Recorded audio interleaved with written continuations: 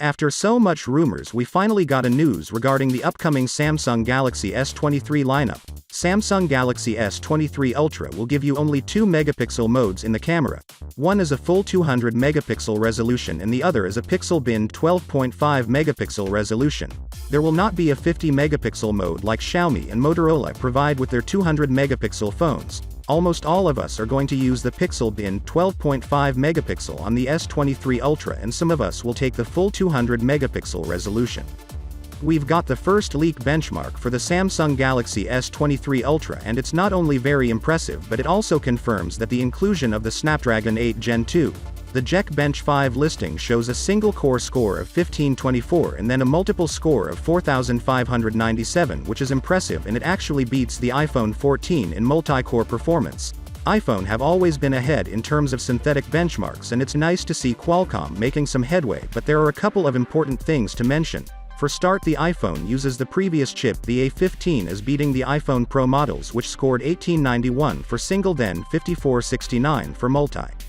We already know that the Galaxy S23 Ultra will have Snapdragon 8 General 2 chipset, which will bring significant upgrades in performance and efficiency compared to the S22 Ultra. The Galaxy S23 Ultra is also reported to have the world's fastest RAM on any other phone.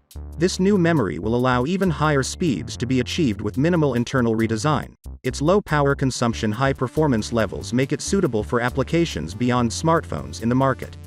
So now we have a flagship chipset, the fastest RAM, and even more, the best camera setup for upcoming flagship S23 Ultra. Samsung using optical stabilization so the lens moves to counteract any shake, but as the name suggests, sensorship stabilization is the movement of the actual sensor.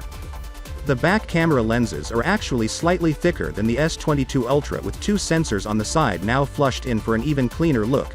The camera have changed slightly, with the right-hand side sensors that being flush with the rear panel, whereas previously they were slightly extruded from the case. The metal frame is also slightly larger and there's less of the curve on the S23 Ultra. The new models grew by a fraction of a millimeter in height and weight, and that came from extra bezels, to be specific 0.15 millimeter on all 4 sides around the display and the display size. So, without being said, let me know your thought in the comment below, and if you are new here, please subscribe. Peace out.